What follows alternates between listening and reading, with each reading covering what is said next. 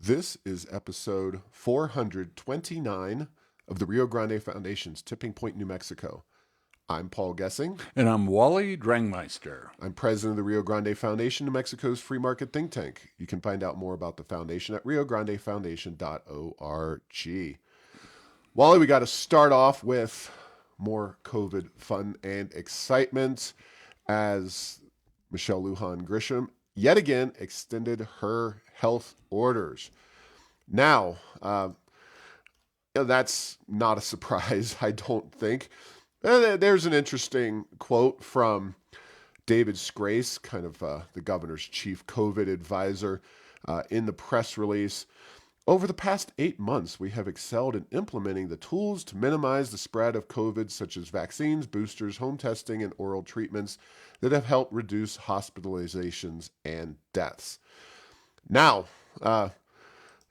every politician and political advisor in the world is going to do what they can to justify their policies. It's hard to see how this governor and David Scrase can justify their COVID policies, considering we have the sixth highest death rate in New Mexico regarding COVID. And according to the only study, and we talked about it extensively here on the show, but the only study that really fully looked at a performance by state on COVID, which included education, included economy, New Mexico was third from the very bottom. Only New Jersey, New York were worse, along with District of Columbia. And that's from the National Bureau of Economic Research.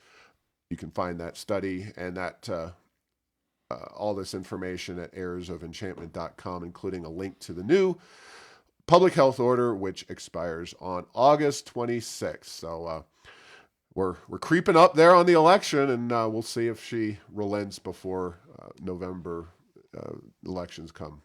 Yeah, and I'm struck by maybe the similarities between our COVID policy and our education policy.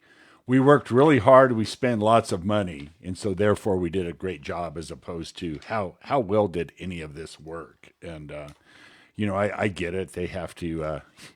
You can't claim defeat and go home if you're a bureaucrat or the governor. But I think they might be wise to just be quiet, quit talking about it. It would be a better strategy politically, given how poorly it worked out in New Mexico.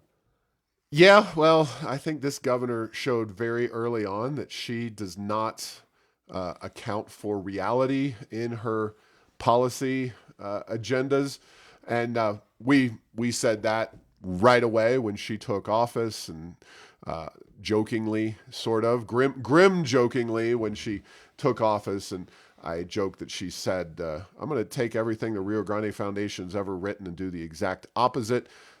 You can talk a lot about Rio Grande Foundation and what we say or do, but we always bring data, and we always make it clear that we have seen success from policies like the ones that the Rio Grande Foundation has put forth in states across the country. And this governor seems immune to that, and she's hoping to muddy the water enough in advance of November to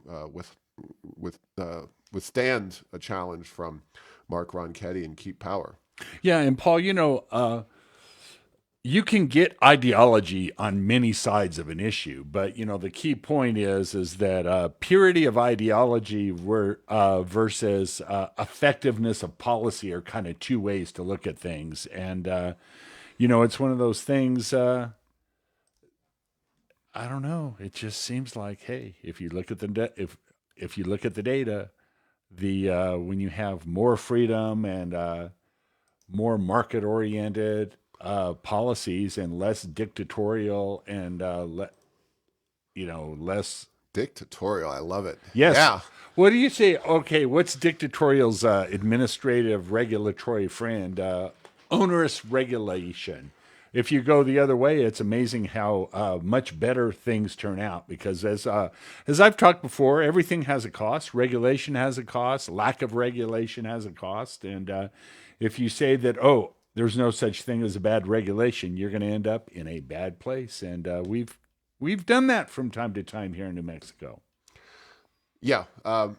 So we'll talk about more of these regulations and dictatorial policies because a special guest of Mark Ronchetti came to town, Florida Governor Ron DeSantis, who Democrats have been pretty open about calling him things like dictator or fascist and all kinds of pretty nasty terms that don't necessarily get thrown around. Ronchetti was here on Sunday in New Mexico in Carlsbad, and some of the Democrat luminaries who are active on social media have come after Ronchetti. Liz Thompson, representative. Now, this is a somewhat old tweet from a year ago.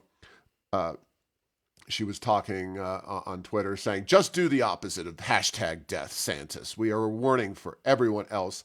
Florida epidemiologists advise other states to learn from DeSantis' COVID bungling. And that's supposedly a raw story, but this is information directly from State Representative Liz Thompson. And then Matthew McQueen, another Democrat legislator. Mark likes to pretend to be a moderate, but there's this. And he shows a poster of a event that Ronchetti had with DeSantis, the event down in southeastern New Mexico. And, again, you can say what you will about Ron DeSantis and his policies. He's certainly catapulted to national attention. But I wanted to see data. I know. Big shock there. Well, in COVID deaths, we have New Mexico, as I said, 6th highest in terms of our COVID deaths per capita. In terms of Florida, which, when Liz Thompson wrote that tweet, that was the kind of peak of Florida's COVID issues back in last summer. When people were indoors, of course, because in Florida, unlike most places, you want to be indoors from, June, July, and August. They're 15th rated on COVID deaths. So we're 6th, they're 15th. Ergo, Florida is doing something either right or not wrong. And then, in terms of education, economy, COVID, and crime, I did a pretty thorough search and could not find any policies. In fact, I challenged my friends on the liberal side of things to come up with any policies in which New Mexico outranks Florida. On the Kids Count report, we just talked about that last week. We were 50th, Florida 35th. Now, that's not spectacular, but it's a heck of a lot better than New Mexico. Wallet Hub, education. New Mexico spends 28th most, but our results are 51st. Florida spends 44th most, but performs 14th best. You could go on and on and on and on. Economic freedom, North America. Florida's 3rd, New Mexico's 46th. Population growth, Florida's 2010 to 2020, so before COVID, 6th most population growth. We're 39th. State business climate, they're 4th. We're 23rd. Economic outlook ratings, Laffer Index, they're 2nd. We're 38th. In virtually every manner of area of importance, Florida outperforms New Mexico in public policy. And it's something that we at the Rio Grande Foundation, preceding Ron DeSantis, have very much wanted to see the adoption of lower taxes. Florida, 49th tax burden as a percentage of income. New Mexico's 7th. So there's numerous policy measures in which Florida outperforms New Mexico. So and then Paul, one real quick thing is, like, as we look at COVID, age is one of the huge indicators of COVID, and just the average age in Florida is 42 years old, if about 4 years older than the average age in New Mexico of 38. So, it's one of those things. Even if you take another level deeper look at the data, because it's one thing if you're the average age of your population 60, you were going to fare worse in COVID. But New Mexico didn't do real well, even though our average age is relatively low for our state. Yeah. So again, I will challenge folks out there if they want to reach out with policies that they believe New Mexico outperforms Florida. Info at riograndefoundation.org. And nice weather and lower humidity do not count. Those are not public Yeah, policies. yeah, we're really talking about the big four and other related policies. Somebody sent me a note saying that both states, while ranked very high on pedestrian deaths, like Florida was number one and we were like number 3 or 4. Okay. I mean, that's an issue. It's an interesting issue. I wouldn't call that a core public policy issue that really affects, you know, your life on a day-to-day basis. I'm talking things like crime and education and the economy, and of course COVID, because it was assumed for many, many months by many on the left side of the political spectrum that states like Florida were just going to faceplant and have people dying in droves, whereas New Mexico and California were going to be okay at the end of things.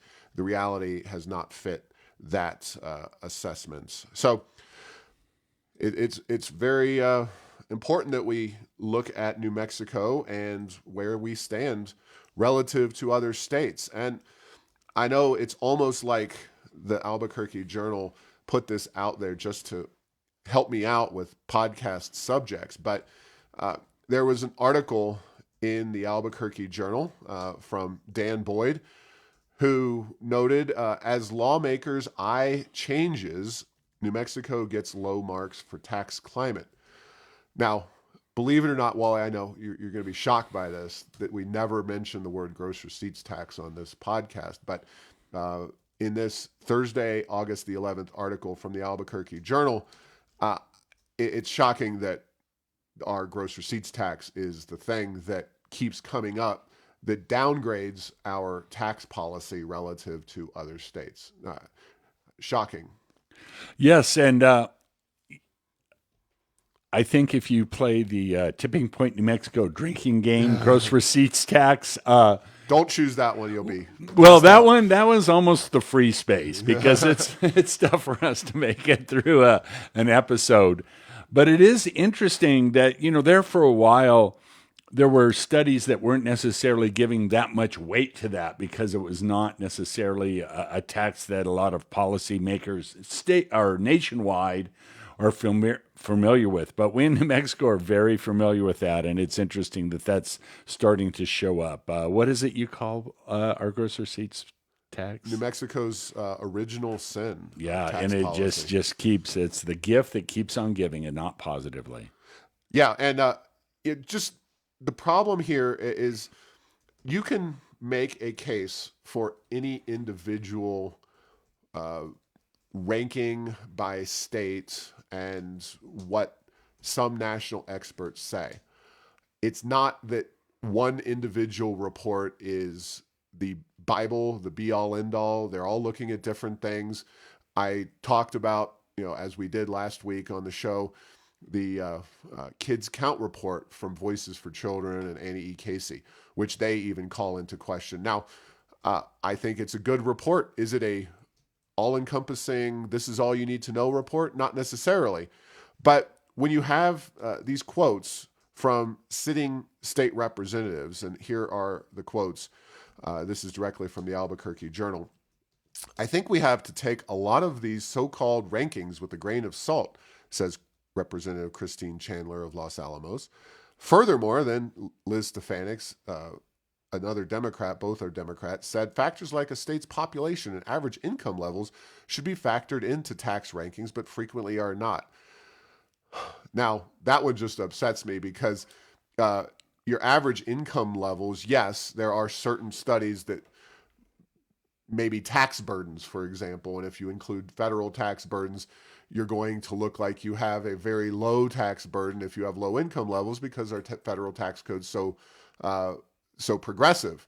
But that those are cop outs. Those are what they Well, call cop outs. and it's almost, and am I thinking about this wrong, Paul? It's almost like she was arguing against her own position with that. I'm trying to wrap my head around that, but it's like, particularly with the gross. Okay, so and then you get into the progressive versus regressive. So Mm-hmm. if you are a poor state, you don't want things that are regressive, like the gross receipts tax, for example. So I would. To me, I think she does as much damage to her position as she does support by that statement. But I tend to agree. They're not even well thought out in their own intellectual consistency. But my point is more broadly that while there are states that are very similar to New Mexico and states that are not particularly similar to New Mexico in many, many ways appears at the very, very bottom of a lot of these lists. And I actually think that the Tax Foundation and some other organizations give undue deference to New Mexico in a lot of ways. We were only ranked 28th according to the Business Climate Index, which is relatively good. And I'd be happy to maybe have someone from the Tax Foundation come on the show and discuss their rankings. But one of the big issues that we've always had concerns with is that they don't include our severance taxes as part of our tax burden in New Mexico, and that always frustrates me. Yes, it's not borne directly by New Mexicans, but the size and scope of government is borne by us New Mexicans, and that's what we really need to focus on. yeah, Anyway, and then Paul, the other issue is that if you start saying, well, per capita income is a result or is a cause.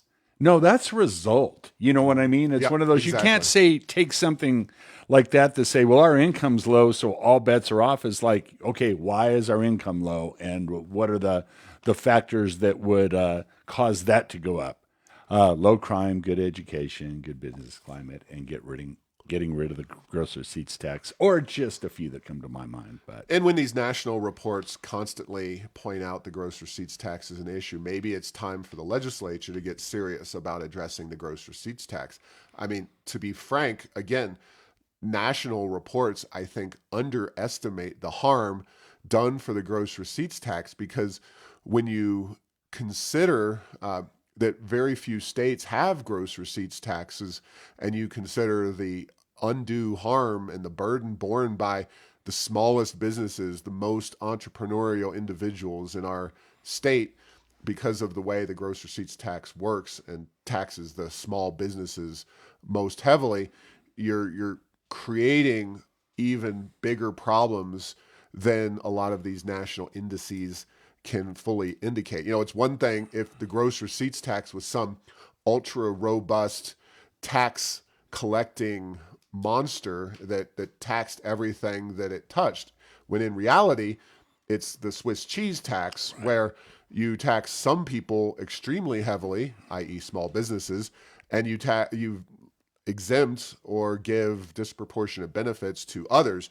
And again, while these indices are not perfect, to just deny that we have fundamental problems and challenges not only defeats good tax policy and good economic policy, but it defeats, quite frankly, what these people profess that they want to do, which is to diversify our economy away from oil and gas and energy extraction to be a more diversified overall economy with a bigger private sector. But when you have this kind of rhetoric and this kind of willful obstinacy and not understanding reality, you get what you elect. And unfortunately, that's the New Mexico story. Yeah, and it reminds me of, they say that a lottery is a tax on the mathematically challenged. Well, the gross receipts tax tends to be a tax on those without really good lobbyists, given the Swiss cheese nature of it. So, Exactly. yeah, and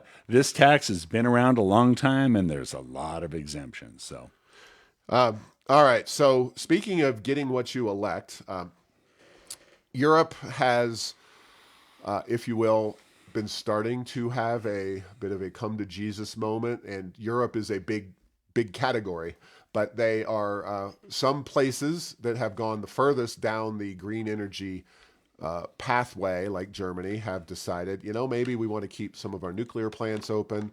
We want to keep burning coal and generating electricity because policies like what they have in place in parts of Germany right now, which is you can't use hot water during certain parts of the day, are not really good for individuals and their living standards, but they're also not great for business, and neither is expensive energy. And Germany is a big economic juggernaut, but they're going to be in danger of losing that status if they have these kinds of problems. But as I write in a post, Europe's anti-energy policies are harming citizens.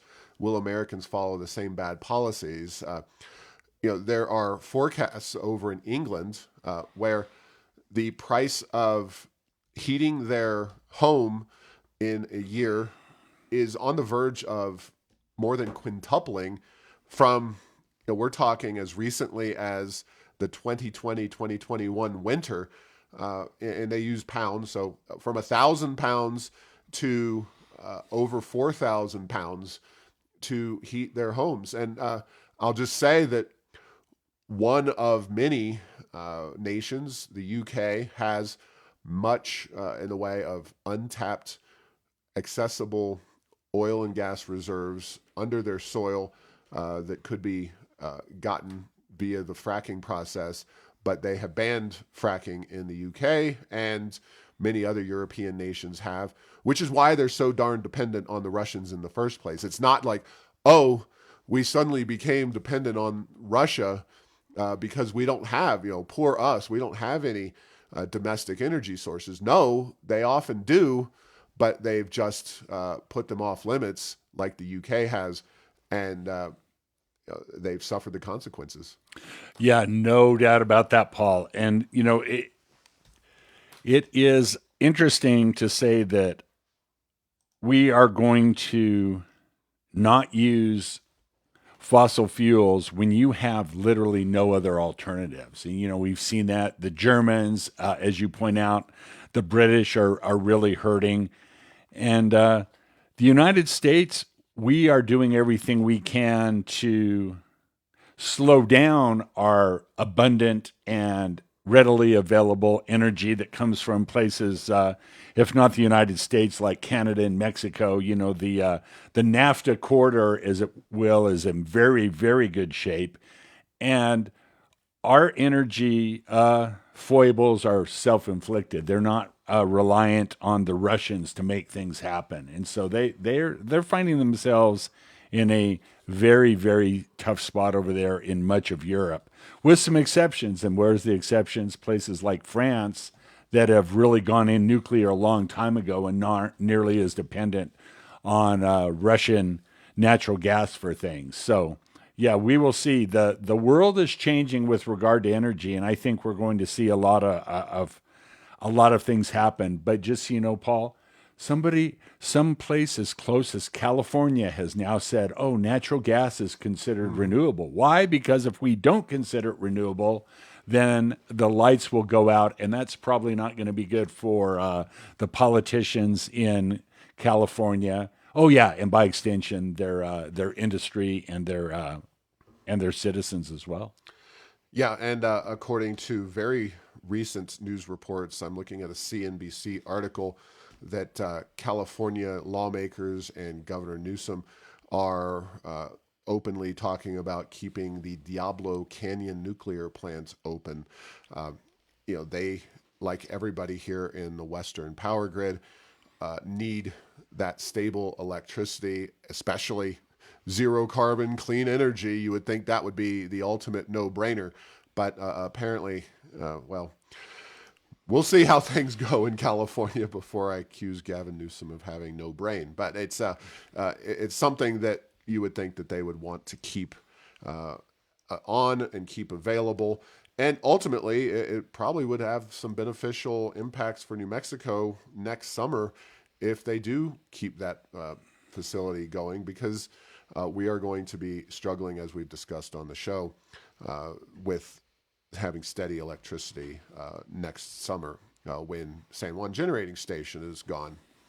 Yeah, one of the factors that's very highly correlated to standard of living, longevity, is the availability of affordable energy. And we are in the midst of this green energy transition, and you can only go so far so quickly. I think when they put together the numbers to come up with things like the Green New Deal, the New Mexico Energy Transition Act, they were hoping, what's now turning out against hope, that there would be more technological development, more capital available, and that frankly it would work better than it's starting to work out as we move forward.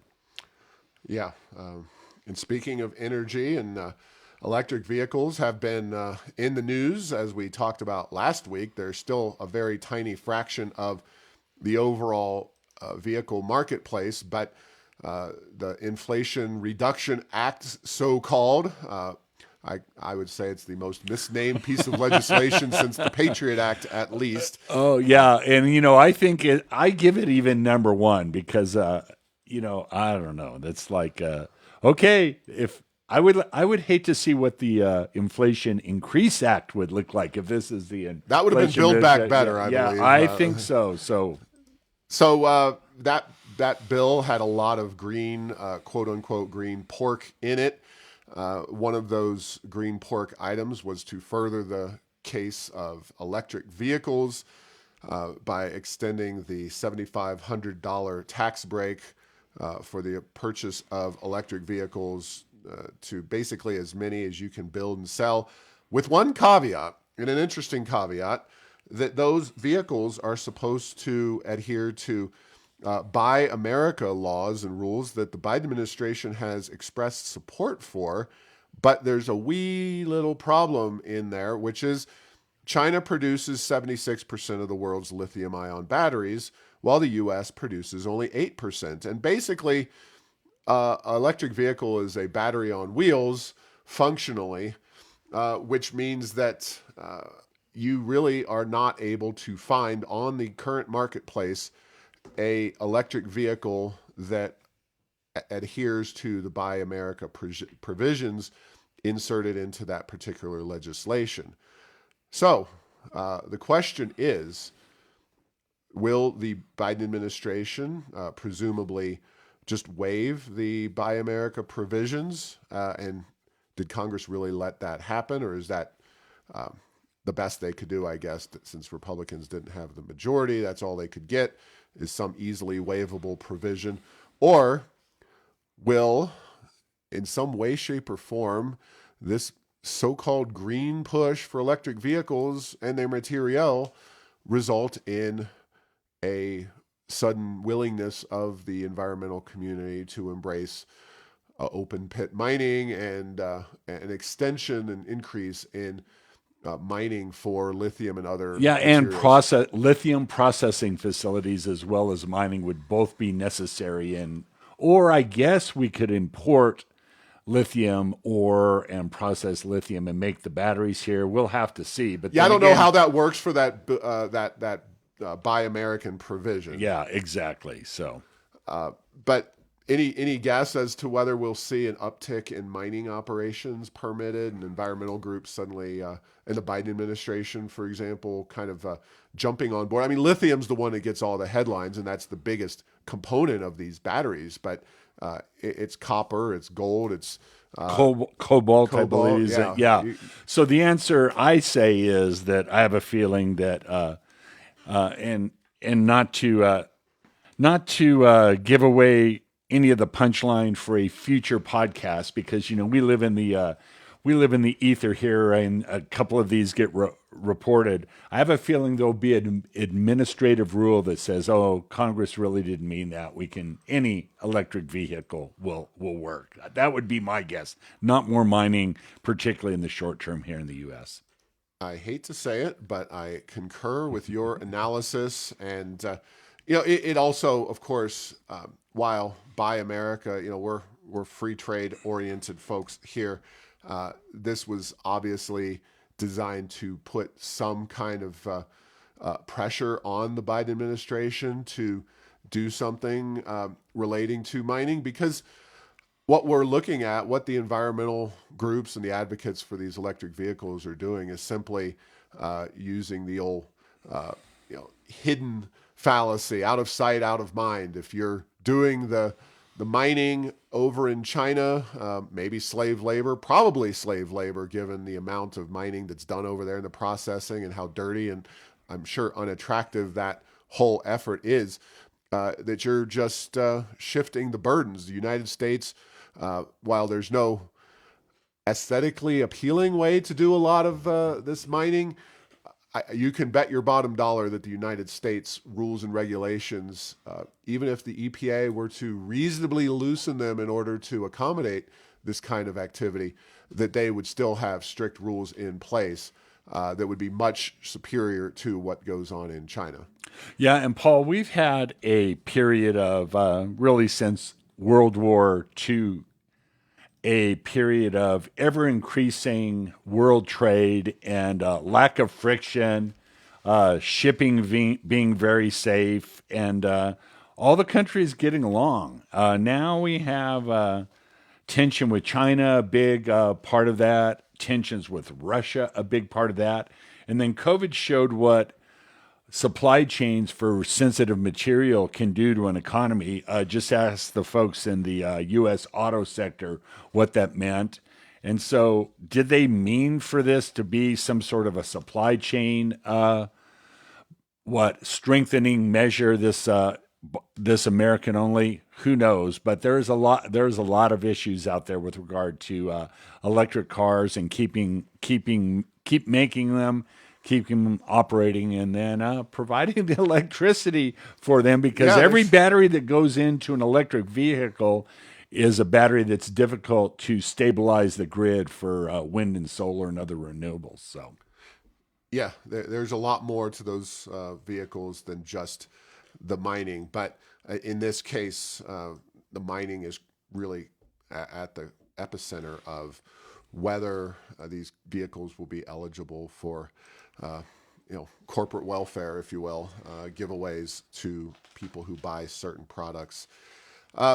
Finally, I'm going to focus on a couple of pertinent City of Albuquerque related issues.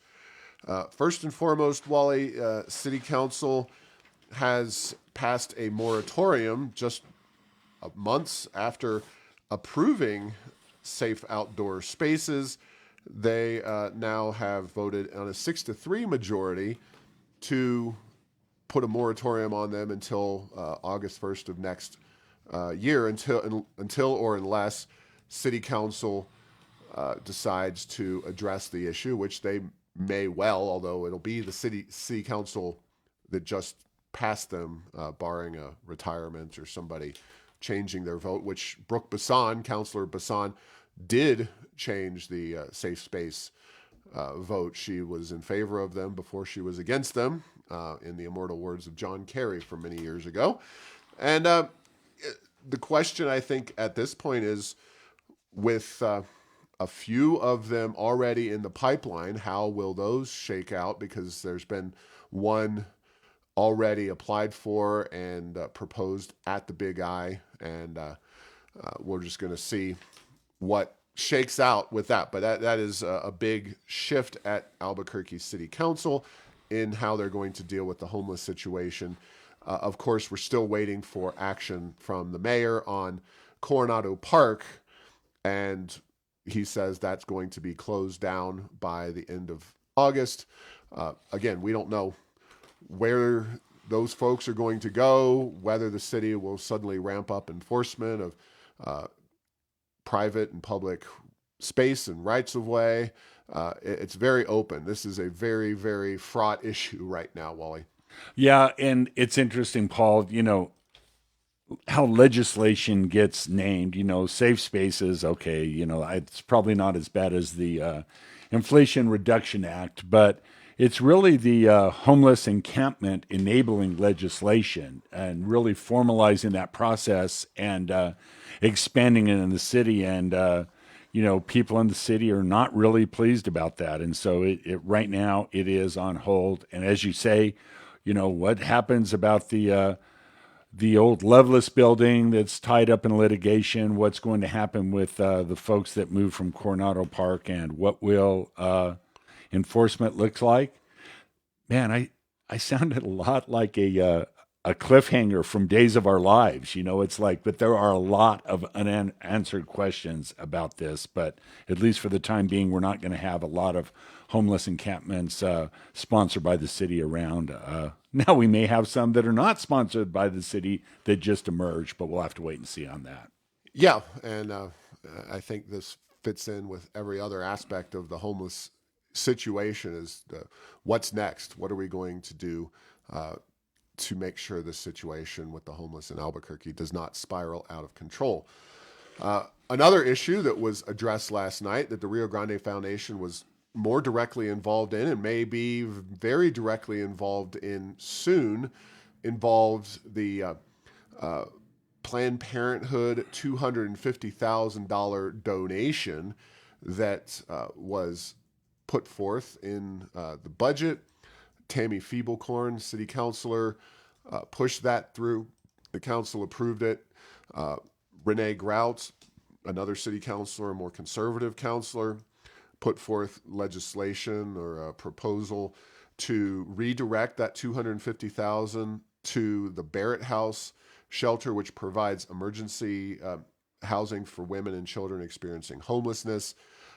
Instead of doing that on a 5-4 basis, the council last night decided that they were just fine with funding a very politically oriented organization, Planned Parenthood, without any requirements that they actually do anything to benefit the city. The theory, I guess, is that they're providing abortion is something that the city of Albuquerque should just support, and that the question is, of course, and what we're going to eventually resolve, hint, hint, is whether that legally violates New Mexico's anti-donation clause. So stay tuned for more on that particular issue. But disappointing, I think, from Albuquerque City Council. But in my view, it was going to be an interesting result either way.